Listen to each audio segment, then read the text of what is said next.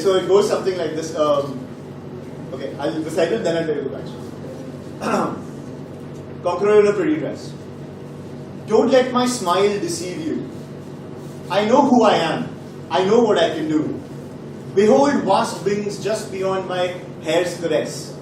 You wonder why you're confused. Let me confess. I'm a conqueror and I wear a pretty dress. Boiling blood of beasts, the appetite of savages, eyes lining my skin, I hear the rattling of cages. Yet I drink to my freedom, I savor my bliss. I am ready. They will fear my fearlessness. I'm a conqueror and I wear a pretty dress.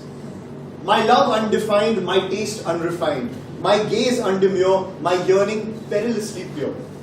No contrived clocks, no fate under duress. In bed or battlefield, I seek only my heart's success. I'm a conqueror and I wear a pretty dress. No idle faith in my fragile veins, strength and beauty are mine, not my bane.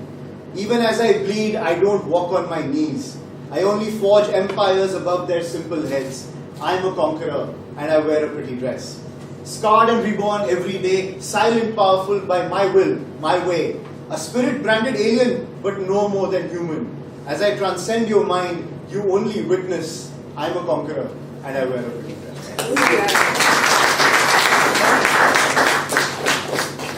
So the backstory is that it's a good, sometimes it's a good thing, sometimes it's a bad thing that I'm surrounded by very powerful women.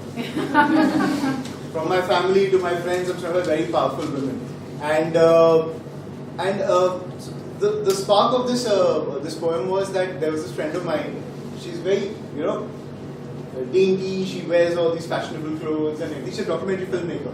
And then she once told me that she joined the police in a raid where they raided a factory and they freed some children who were in bonded labor. And all I could see was her wearing her very pretty dress, going into that factory and freeing all the children. And for some reason, it stuck in my mind. So then, from her, it expanded to my friends. Then my mom came in. Then my Masis came in, and I'm like, wow, there are a lot of powerful women, conquerors who wear pretty dresses. Yeah. So then I knew that I had to kind of like write an homage, if you will, to them, and that's where this poem was.